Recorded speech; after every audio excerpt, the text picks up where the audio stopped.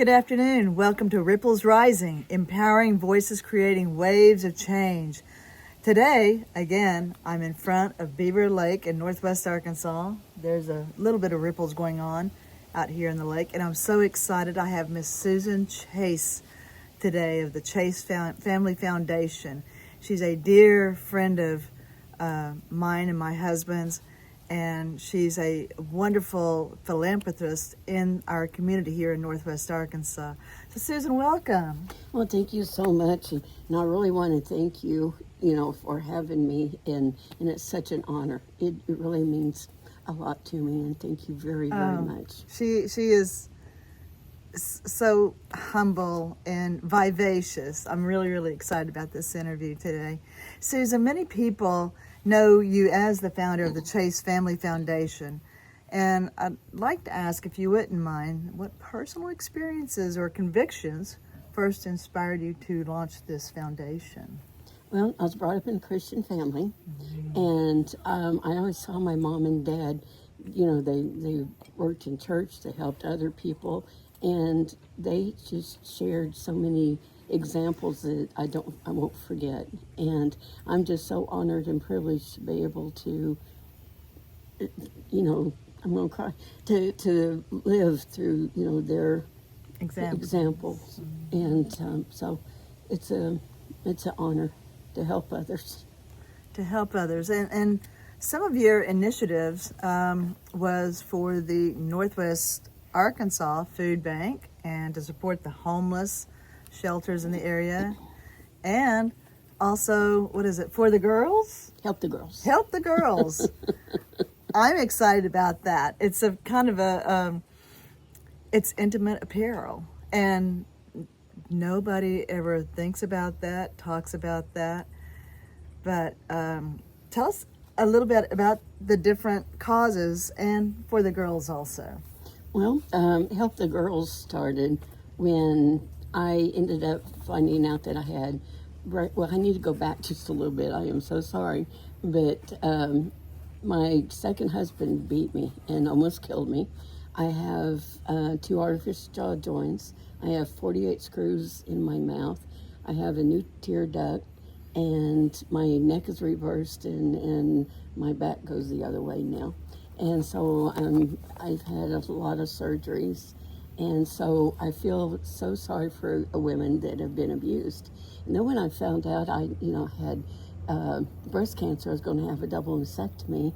When something bad happens, I want to turn something good and positive to help others. And so I asked my friends, they wanted to give me a bye-bye booby party. And anyway. This is a bye-bye booby party. And so I asked my friends. Oh, you gotta laugh about it. Yeah, you do. And so I asked my friends to please bring, instead of gag gifts like you always get, I asked them if they could bring bras, because I wanted to give them to the Peastone Family Shelter, because I'm losing mine, but I want to help the women since I've been abused. I know there's so many women out there that it's very hard for them to get away from their abuser, and they just leave with it, themselves and the kids, and hopefully their critters, and they don't have anything with them except what they have on their backs, wearing. And so, bras and panties is something to women want, that they want to feel clean and pretty, and so I really wanted to give them something to know that the community isn't behind them, and that they're not alone going through, because it's such a difficult time. And if they do get some money, they give it to their kids, to do whatever, and so they don't have anything. And so we got 222 bras the first year. And how many years have you done this now? This is, I did it, John and I did it for 10 years. Yeah. And then I'm physically not able to do that anymore, but I have a friend. Last year it was the 10th and final, I thought. Well, the night of the event, she was so dear and so sweet. She came up and said, you know, I believe so much in what you do.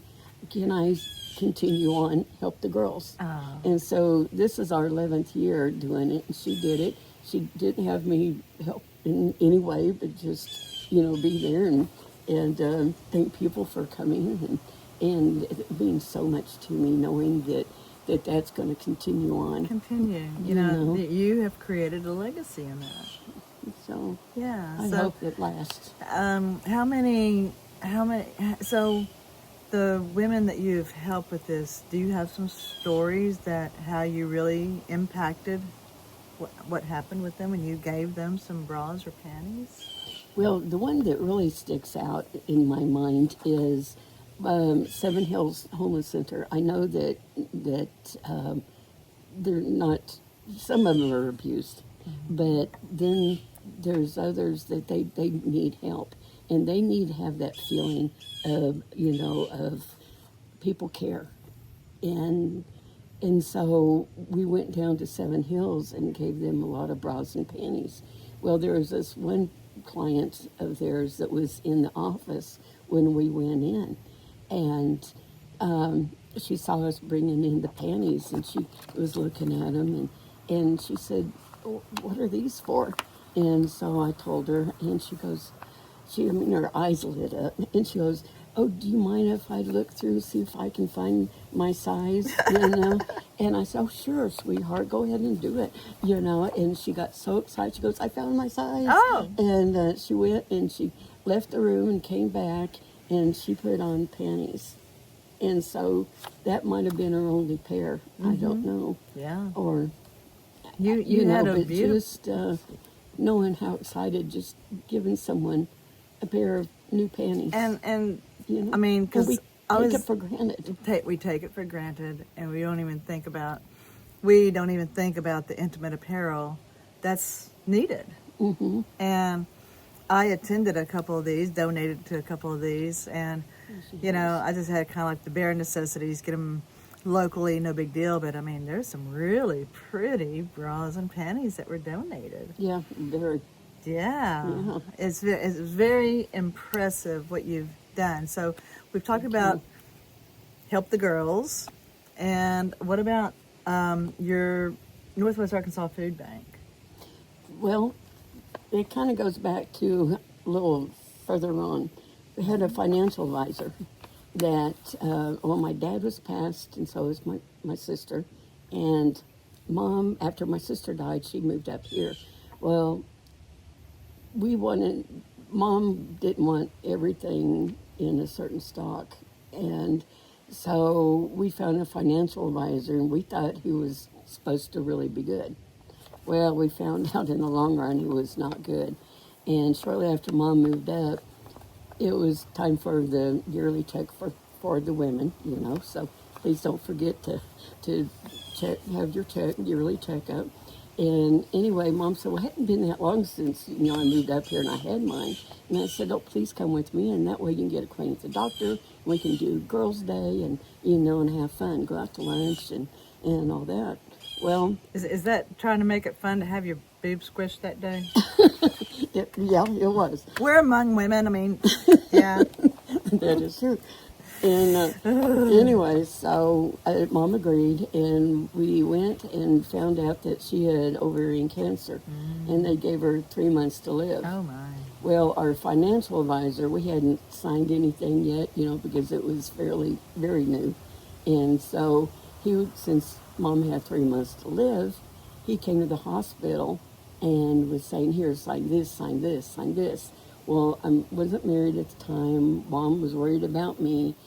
I was worried about my mom, because my dad and my sister were gone, and my mom was so precious. Well, so was my dad and sister. But anyway, I was losing my mom. And anyway, so we signed stuff, and we didn't have a lawyer look it over or anything, and we were both upset. Well, Mom beat that cancer for almost 5 years. And then she ended up getting colon cancer and beat that almost 5 years, and then she got leukemia. But through all this time, our financial advisor was stealing from us. And it turned out that he stole everything from us. We even had to go down to Fort Smith from the grand jury. Mom and I had to testify. And that was so terrifying. Mom dying, and then Crisis. doing that. And then it was just awful. But anyway, we ended up getting, or not we, his mom had already passed, and was able, God blessed me enough to be able to get a little bit of money back. And I wanted to still follow Mom and Dad's example about helping others.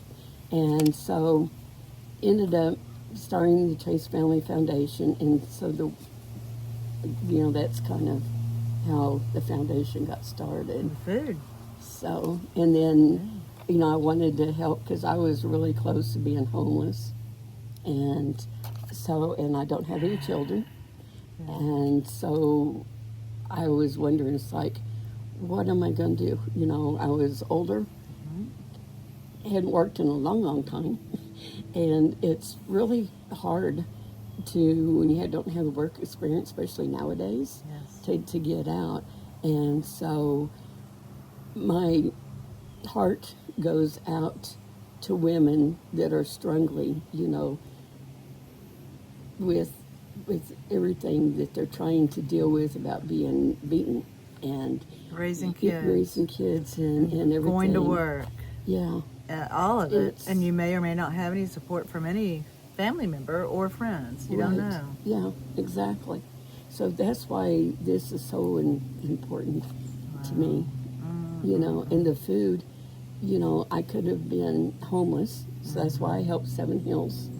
And then with the homebound seniors, help those at Christmas time. Okay, let's talk about that because I participated only once or twice, but how long did that run for the Christmas? And we did Christmas bags for people and for animals. Yeah, because if they had a dog or cat, we'd give them a case of dog food or cat food, or if they had both. Isn't that great? And so, and I remember stuffing it into a big Santa Claus bag. Yeah, they're and then we laundry had tissue bags. paper, yeah, and they were laundry bags and red, and we put green tissue paper and on the outside the outside and everything, and we would drop them off at how many senior centers? It was 7, but everybody got 2, bagfuls. They're laundry bags. I don't know if you've seen the, large laundry bags. Large. And you put in there what? And you had donations from. The donations, were they from? Most of them, over 98% probably, was from, we would stand, I would, ask my friends to help. And, we have such amazing, amazing friends. And I love each and every one of them for volunteering all the time. And, we're a 501c3, and so no one takes a salary. And so we don't have people that work to help us. And so John and I, we have to ask our friends to volunteer. And they all have such wonderful, kind hearts. And so they volunteer and help us. Well, they would stand out in front of, I would make a grocery list, and I would write down, John and I would go to Sam's, and we would find the items that was on my list, and we'd tell them what aisle it was, listed under, or, we could find it and on what side, and the name of it and everything, and they would pick up, a case of mac and whatever. cheese. Well, we did, we did a case of chicken noodle soup, we did a 9-roll pack of toilet paper, we did, because a lot of them don't even have toilet paper. There's one lady, I know I'm going all over the place, I am so That's sorry. great, no. But once I started talking about that, See, I know there's so much that you've done and so much that goes into it. It's not something to lightly gloss over. Yeah. Because it means so much to every individual that you give to. Yeah. Including the toilet paper.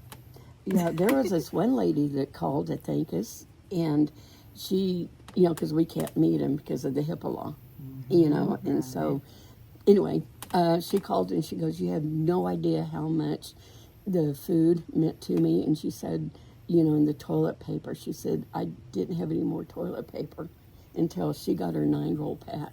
Can you imagine living, not wondering, where are you going to get toilet paper from?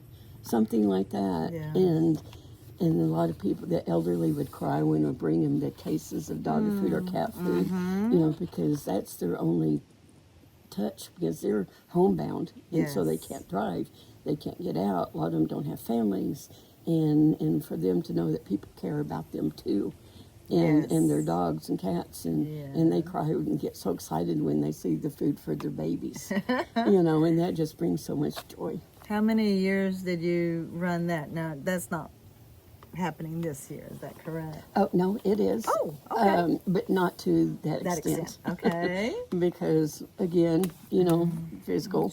Physical and We just- shortages of Yeah, the resources out here. that's true. Yeah. And people don't donate like they used to. Yeah. How many years did you do that? Well, 10 doing the 2 laundry bags and the dog food and cat food. Well, last year we had to go, and this is what we're going to be doing now. It's like I'll call the senior centers again, and there's 7 towns that they help. And I picked the ones that did not have good funding. Like there's a lot of them, things have been cut financially, and so they're poor little tiny towns, She's speaking more of the suburban areas more so than our large areas of Fayetteville, Springdale, Rogers, Bentonville. It Yes. excludes the large cities, but Susan's referring to the small urban, suburban area community senior centers. Yeah, thank you for saying that. I Yeah. appreciate that. But anyway, so last year, I called again and asked them how many homebound seniors that they have and how many dogs and cats that they have. And I told them what we're going to have to start doing is the foundation, John and I are going to go to Sam's, and I have food and, of course, toilet paper, because you do toilet paper. Out and then we'll tell Sam's, it's like, this is going to go to Elkins. This is, in the towns. And then the senior centers, they have to find friends to come and pick it up and At take it back Sam's? to the, Okay. and then, they take care of it. Okay. So that's what we're going to be doing Okay. from now. Okay. Kind of changes around. I mean, you gotta go with the flow and readjust things as things change in the future. Yes. Yeah. Yeah. Foundations often run into systematic barriers like the funding and policy and partnerships. What obstacles has the Chase Foundation faced, and how have you navigated them throughout the year? We don't have any partnerships, so our biggest challenge is financial. Financial and continued volunteers. Yes. Yeah. But so far, our friends have been outstanding. God bless their hearts. And anyway, so we're just in our financial advisor. He's been doing investments. Really, he's helping a lot, and that's really basically how we're doing this. Continuing. Yeah. Many people feel overwhelmed or powerless when trying to make a difference, making a ripple in their own communities. What advice would you have for someone who wants to be a ripple of change, even on a small scale? I mean, how you started 10, 15 plus years ago and how you grew. What advice would you give to somebody today to make a ripple effect in their community? How would they start? What do you think? Well, I believe that if you have a calling to help others, you find out like where people need volunteers.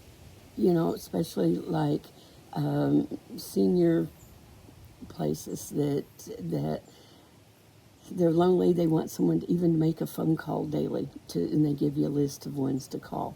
Something like that, or go and take people to the doctor's office and there's all sorts of different ways you can help others, and in it, that is a ripple effect. You tell other people that you're doing it, try to get them involved, and the more people that help others, the better this world's going to be.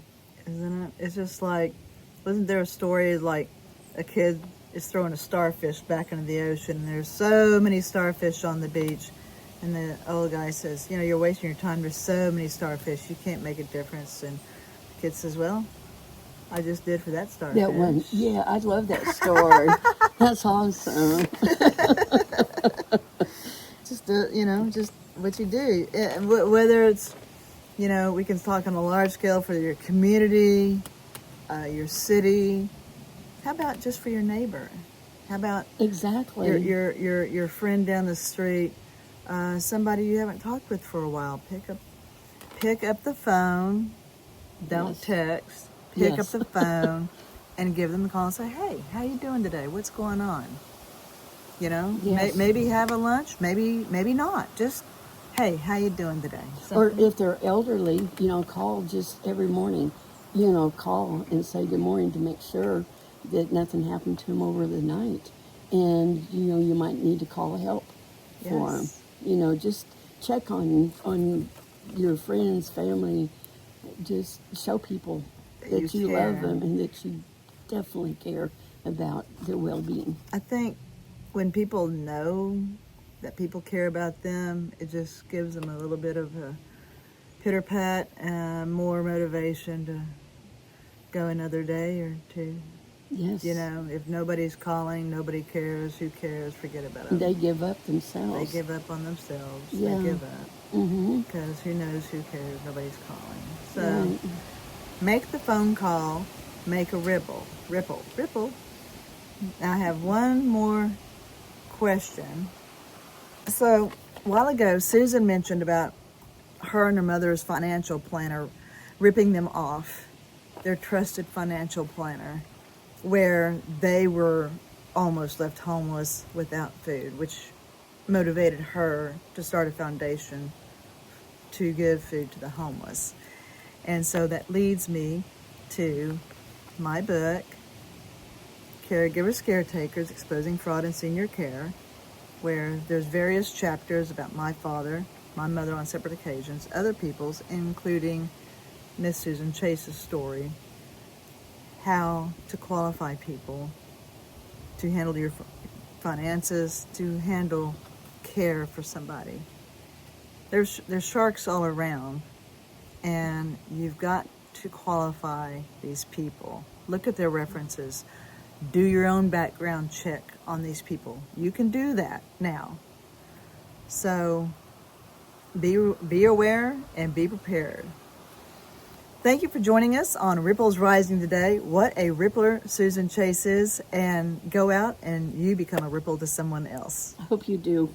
It's going to just knowing, you know, small things can change. It's a wonderful.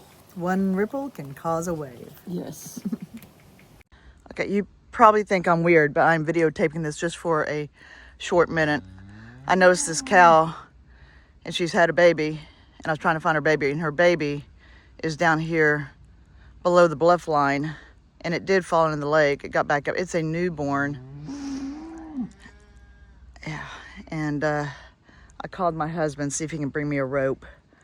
I can't carry this. There's no way to get this baby up by myself. Okay, I'm down here near the calf. I don't see any way for me to lift this calf to get up. I gotta wait on my husband to bring me a rope. We'll see about hauling it up by the rope. The newborn is trying to suck on me. At least she's getting used to me. She's not gonna be afraid of me. I'm waiting on now my neighbor to help.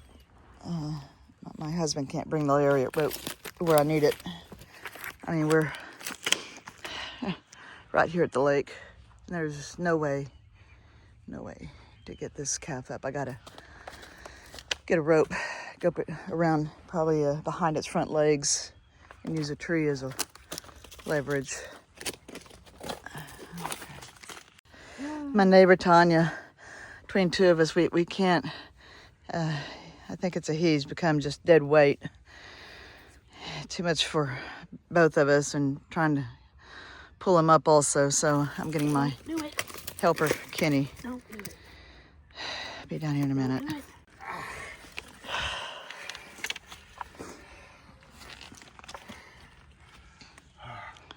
You get him to here? I don't know. Or if you Yeah. get him to here. Oh, I have to get him over there. And then Right.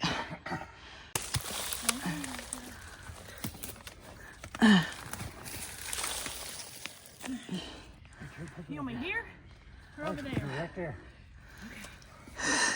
Okay.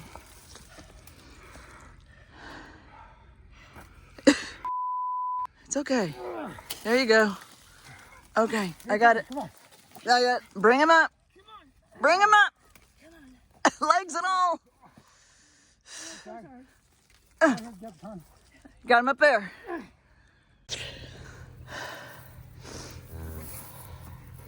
Find a tip. That's not a tip. Okay. Happy ending. It's gonna be a good, strong baby. Good legs. Can't do it without great people. Help me.